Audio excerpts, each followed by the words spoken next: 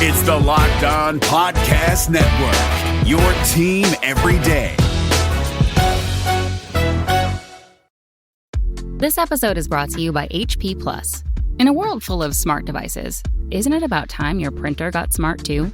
Now printing is smart with HP Plus, and the HP Smart app is how it all happens. You can print from your phone with just a tap, no matter where you are, even from your garage/home office/yoga studio.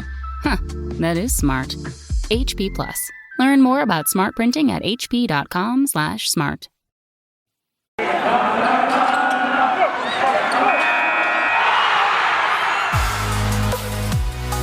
You're Locked On Sabres, your daily podcast on the Buffalo Sabres. Part of the Locked On Podcast Network, your team every day.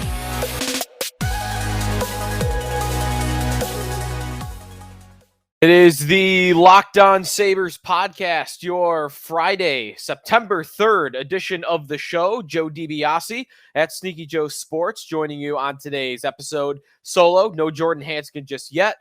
He's going through football season right now, kind of getting accustomed to high school football coaching down in North Carolina. So he'll join me more and more as the season approaches and the season gets closer. But we got some good stuff on today's episode. Casey Middlestat, Henry Okiharu, they signed identical contracts to stay with the Sabres for the next couple of seasons. They were both restricted free agents. So a look at both of those players. We were going to look at Middlestat anyway, because last episode we spent a lot of time talking about Dylan Cousins, and we were kind of going through the forwards and who's the most important to the future of the organization. And you get to Middlestat pretty quickly after Cousins. So we were going to talk about him anyway, and he just happened to sign his deal before we got to it, and lines up perfectly. So we still have Rasmus Dahlin. That is the restricted free agent, so maybe we'll talk a little bit about that. But a lot on Middlestat, a lot on Jokiharju, two very important players to the future of the Sabres organization. And by the way, if you're listening to the podcast on the Odyssey app, on Spotify, on Apple Podcasts, wherever you might be listening, you can now watch us on YouTube. So if you want to watch the podcast, we will now bring it to you in a video element. So head over to YouTube, the Locked On Sabres YouTube channel. If you're looking for the link, you can't find it. You should be able to find it through the search bar pretty easily. But if you can't, head over to my Twitter at Sneaky Joe Sports, and I'll have links for it up there. In fact, if you're watching, see, I'm new to this. I've already got to adjust the camera a little bit. If you can, I'm working on the backdrop. Maybe we'll throw some, I think you could throw some shelves like right in here maybe. And then we could put a couple of, bobbleheads and hats and whatnot. Maybe throw a jersey up on there somewhere. But for now, we got a Buffalo-themed wall. We got the picture, Buffalo Hates You Too. I've always liked that one. So that's what we got going on YouTube. That's what you're missing. So you should definitely head over and check it out. I'm so excited. I am so excited. I can't control myself. If you've listened to me on the podcast, if you've listened to me on WGR over the past, how long have I been harping on this? 3 years? I have been dying for international hockey with NHL players, and I've been crushing the National Hockey League for their unwillingness to send the players to the Olympics. But it's happening. It is finally happening. We found out today. It was originally reported by Jeff Merrick of Sportsnet, and within an hour, the league and the Players Association announced a deal with the IIHF that will send NHL players to Beijing for the Winter Olympics in 2022. Coming up, we're not that far away. Like this season, there is an Olympic break. So this is happening. There is some language that the NHL can get out of going to the Olympics. Two reasons. One, if the global, it's about the US, Canada, and China, I would think. But the state of COVID-19 and the rates in the US, Canada, China, and whether or not they can get accurate data coming out of China, they have to feel comfortable with the state of the pandemic to send the players to Beijing. And if they get to a point where they don't feel comfortable because of COVID, then they can cancel. They can cancel that agreement. Now, the other way they can do it is if COVID causes a lot of rescheduling for this NHL season, and they don't have enough time otherwise to make up those games. If that happens, then they will cancel the Olympic break and they will place those rescheduled games in the Olympic break. But just my view from it, you never know what's going to happen with vaccination rates and whatnot, but I'm optimistic that this is going to happen. It is now written. The league is intent on doing it. I think if they don't want to do it, Bettman doesn't want to do it, Bill Daly doesn't want to do it, but they're doing it. So I think that's a clear indication that they are committed to it. They're committed to doing what the players want. And in this instance, the players want to go to the Olympics in China. So I believe it's going to happen because of the player motivation, the pressure that they put on the league. The league has clearly caved to it. They should have. They shouldn't have had to cave to it. They should recognize the value of going to the Olympics. But it's going to happen. I've defended the NHL once on this. I don't know where we stand on media rights agreements, but in the past, in fact, really up until now, the NHL has not been able to use footage from the Olympic Games as marketing. So, for example, Sidney Crosby's golden goal against Ryan Miller in the 2010 Winter Games, the NHL can't put that video of that goal on their website. They can't use it in commercials to help promote the game and promote Sidney Crosby. And to me, those basic media rights that everyone gets in sports, except for the Olympics, to me, that should have come with this deal. And I don't know enough about the deal to say that isn't it. I read through the agreement for the press release that they sent out, and I did not see that included. But the main goal or the main point here is they're going to the Olympics, and it doesn't really affect the Sabres all that much. It's more of a league talking point. But who are the guys the Sabres would go with? By the way, before I get into that list, me and Jordan, this is going to be, I love doing these. We're going to do some projections on each Olympic team, at least the ones that matter. I'm not sure we need to do, like, China's in this tournament because they're the host country. I don't think we need to do China's Olympic hockey team. Maybe we'll stop at, like, Latvia. Maybe we'll do Switzerland.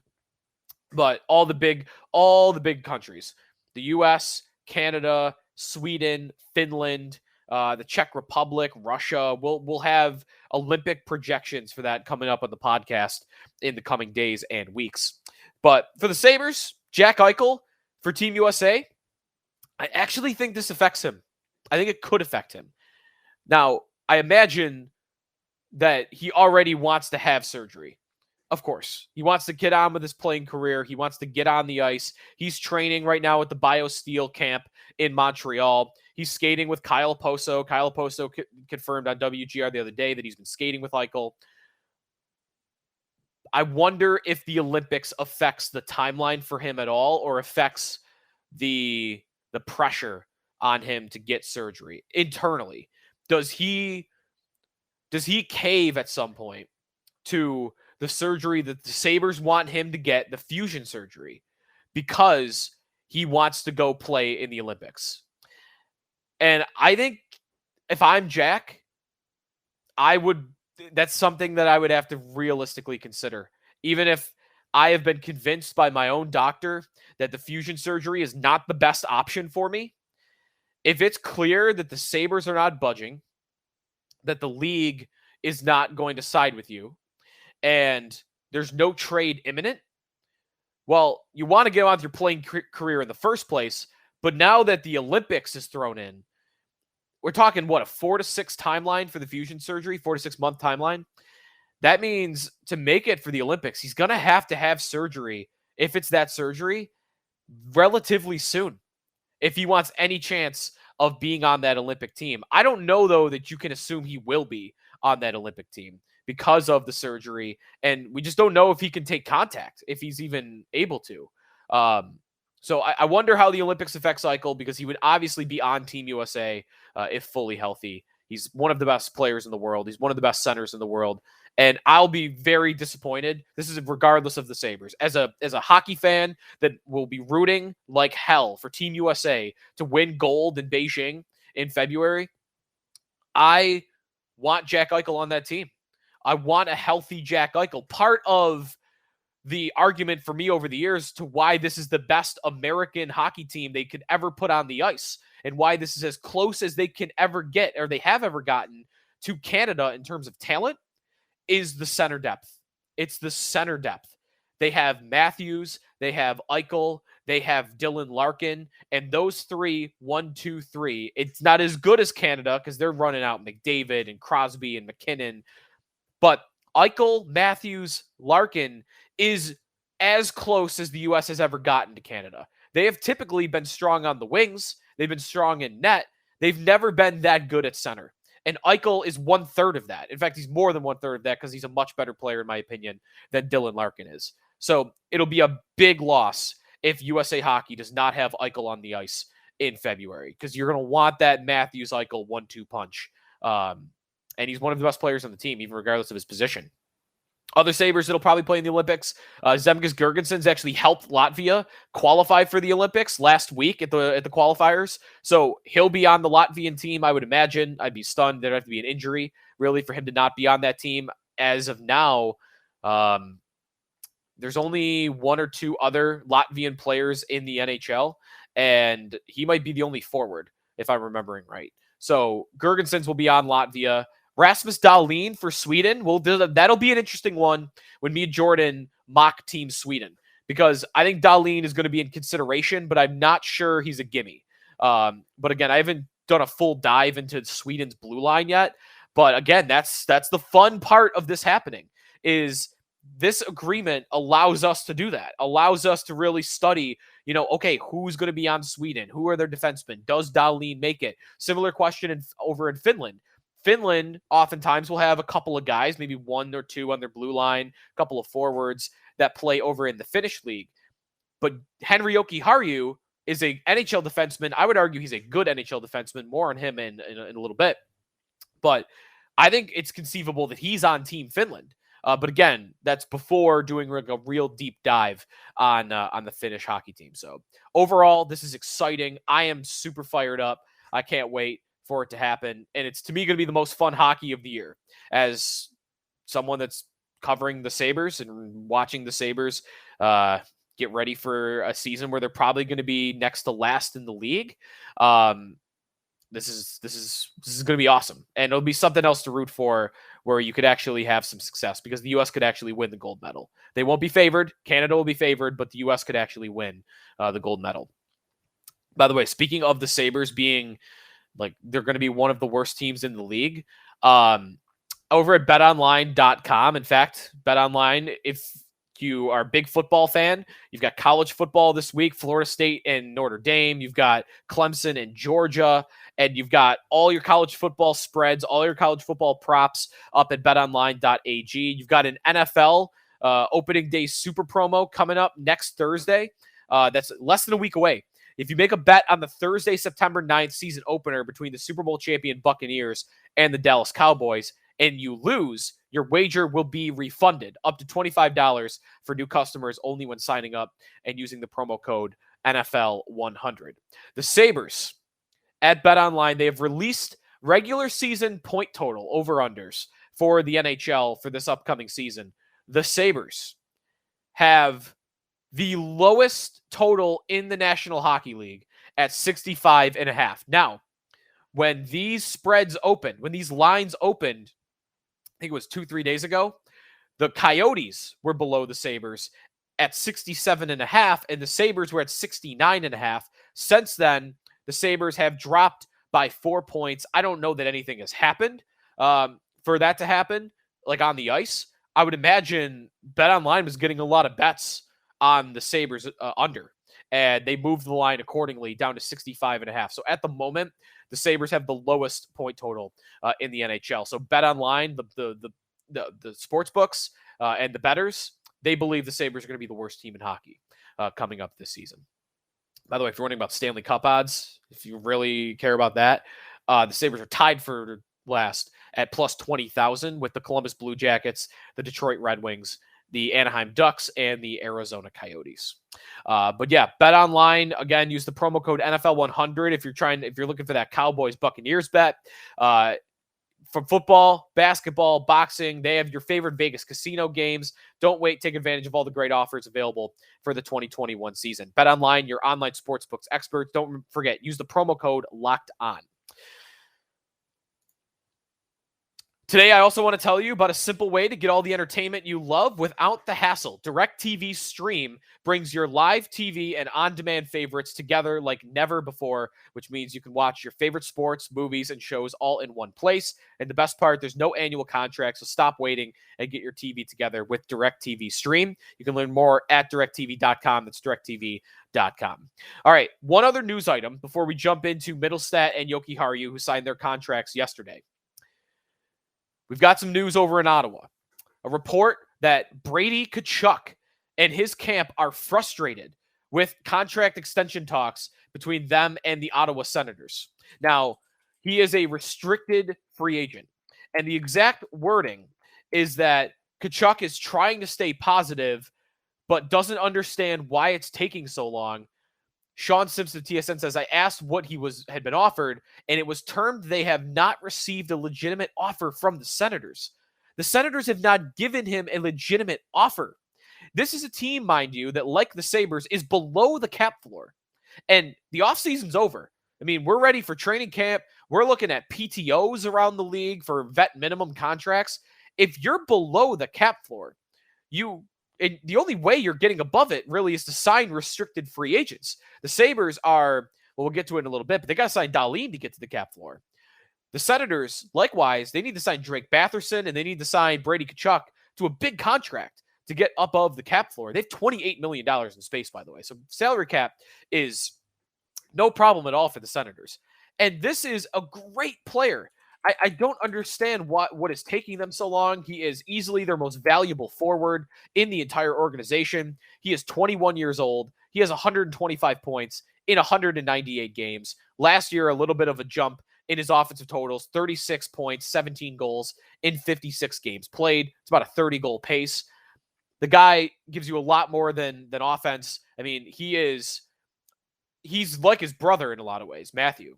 He is kind of a rat on the ice that he gets you PO'd when you're playing against him. He's one of the hardest guys to play against in that way. And he is big. He's a big power forward, 6'4", 211 pounds, plays great in his own end. He's just a great all-around player.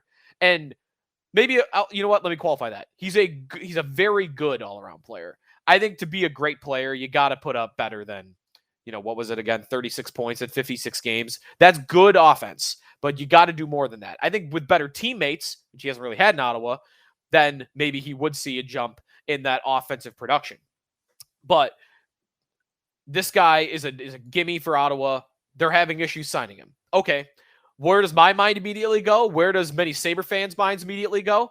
How about a Jack Eichel trade? Right? I mean, that's going to happen with Eichel anytime you see any rumor, anything like this about a player this valuable around the league. Is, can I get my hands on him in a Jack Eichel trade? Because we are pretty much, just waiting around for that trade to happen. And we're hoping it goes as well as possible. This would be about as well as it could go, is a disgruntled player in another organization like Brady Tkachuk that is 21 years old, that is 6'4", that is already a productive player in the league. To me, you need something else. I mean, you can't do that one for one, but if Ottawa wants to put some salary on the books and they don't feel comfortable giving Tkachuk this big contract yet, take Jack Eichel for 5 years at $10 million, and you got him. Ottawa's never had a center like that. I mean, Spezza is close. Jason Spezza in his prime probably was that level, but I mean, they're not getting their hands on a player like that anytime soon. They don't have a guy like that in their organization. Tim Stützle is an interesting prospect, German prospect. I would love to get Stützle and Tkachuk, but that sounds like fantasy land.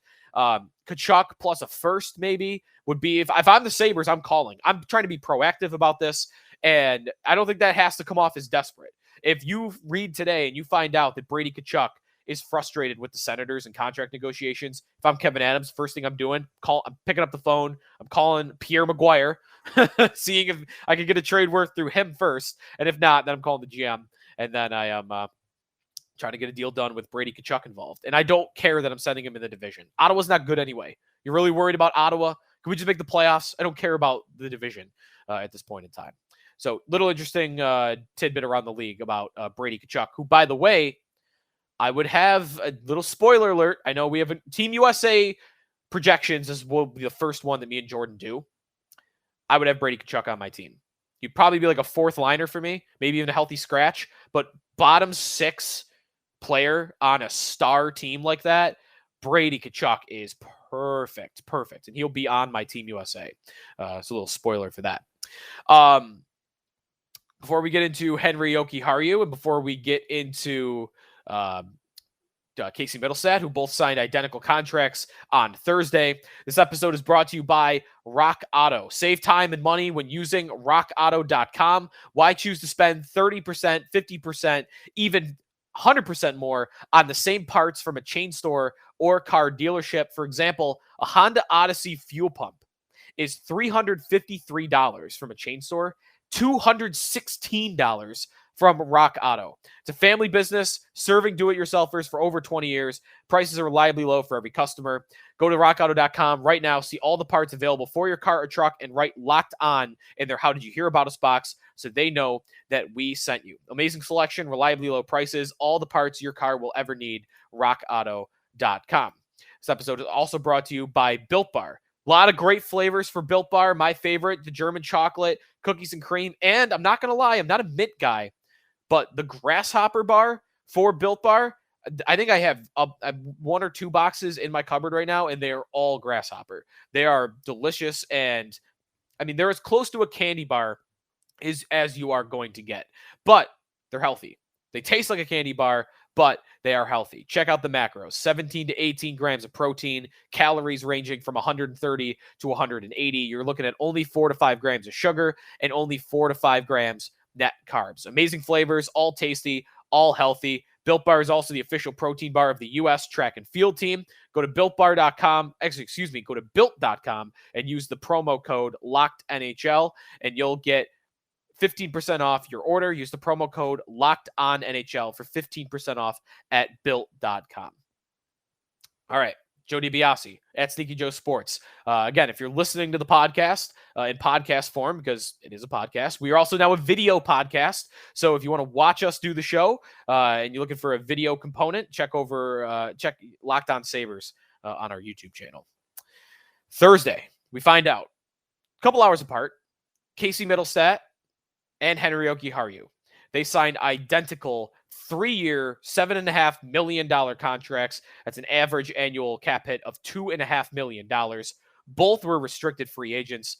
The value here is, you can't beat it. Both players are promising.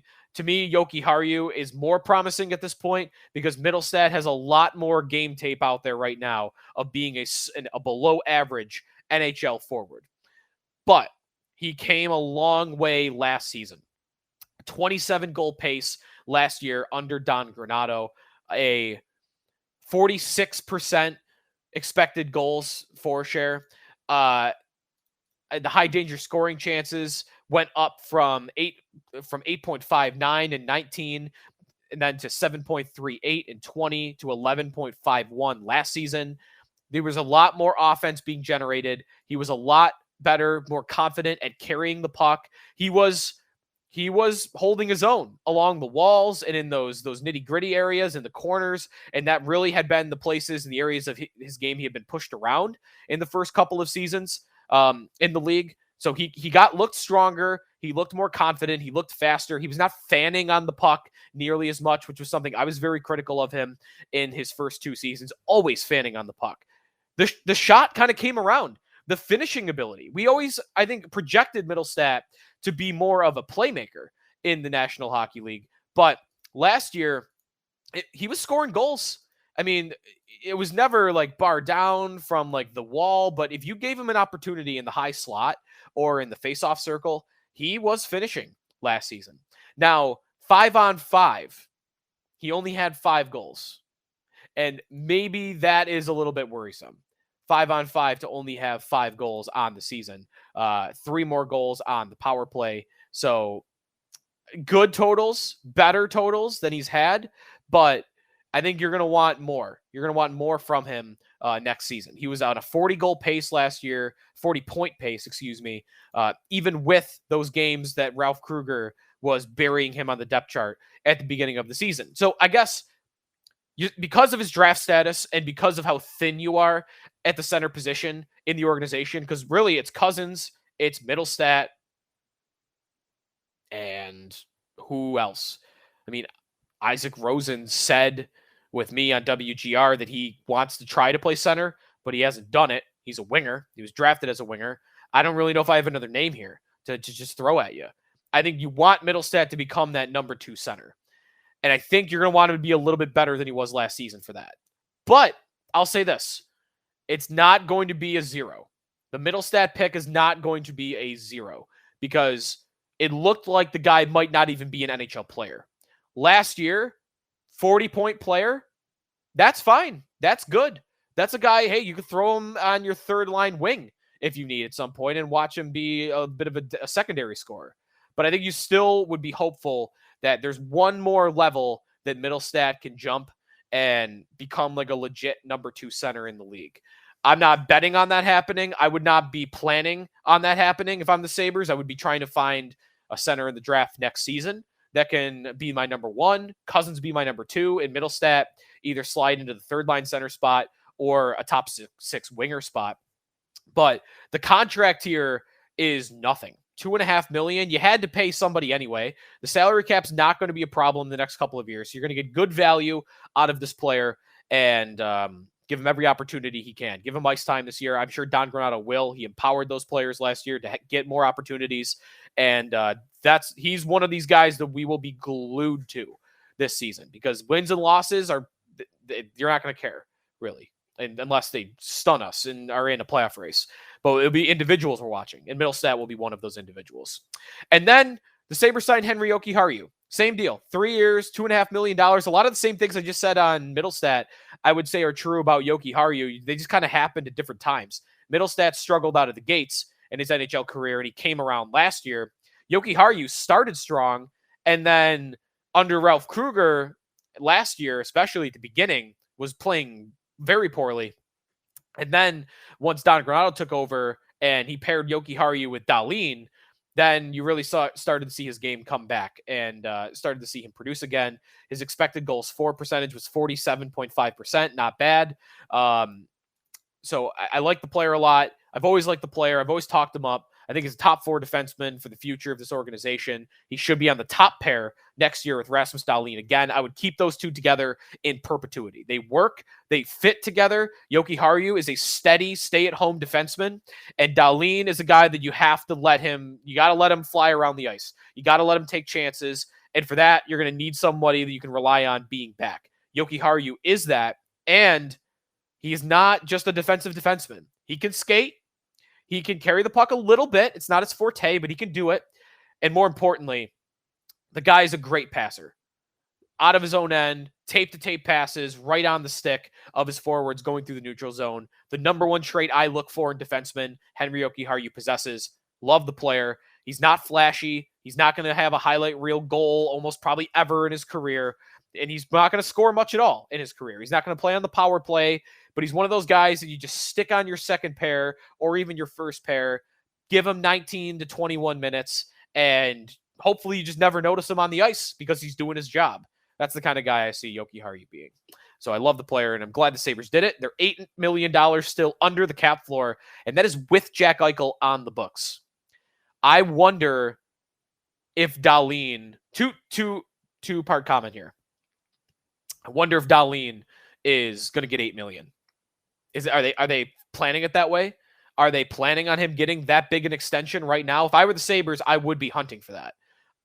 $8 million, maybe I would go for 7, but 8 may be more realistic for what Dahlin would take, because if you're going to get him to sign a long-term deal now, you're going to have to pay him as though he's hit his ceiling or close to it. But I think there is a higher ceiling than an $8 million player there. He could be a $10 million player. That's why I'd want to pay him now, take the risk when I don't have any cap ramifications, and that'll help you get to the cap floor. And I think that's probably the Sabres' plan to get to the cap floor. Otherwise, wouldn't they have made other moves by now? And they're also just looking at the fact they're $8 million or the cap floor, that's with Jack Eichel on the books. This team is operating as though Jack Eichel's on this team this year. That's how they're operating. They have planned the salary cap as though Jack Eichel will be on the salary cap. I don't think an Eichel trade is coming anytime soon, and this is another clue as to that being the case. All right, me and Jordan will do a USA roster projection. We are planning actually to record that Friday night, Friday night. So I'm going to release that Saturday morning for you weekend goers. It's really going to count as Monday's show, though. We're going to kick back into three episodes a week. And then as preseason starts later in the month, we're going to get back to 5 a week for those that are looking for the podcast. So just an update on our schedules and what we're going to be looking at for the coming month.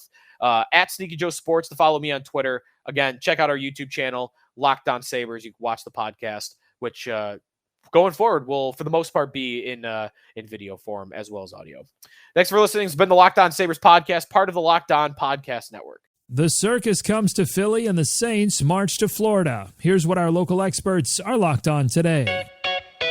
Washington Nationals Vice President Bob Boone, father of Yankees manager Aaron Boone, has informed the team that he will resign instead of complying with a COVID-19 vaccine mandate.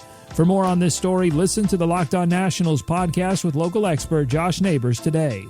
Locked On 76ers host Keith Pompey broke the news late Tuesday that Ben Simmons informed the Philadelphia 76ers front office that he no longer wants to be part of the team. On the latest Locked On 76ers podcast, Keith says the team is inching towards a circus-like atmosphere. That's a must-listen. The New Orleans Saints will open the season playing the Green Bay Packers in Jacksonville due to Hurricane Ida. How are the Saints handling all of these adjustments as the season is just days away?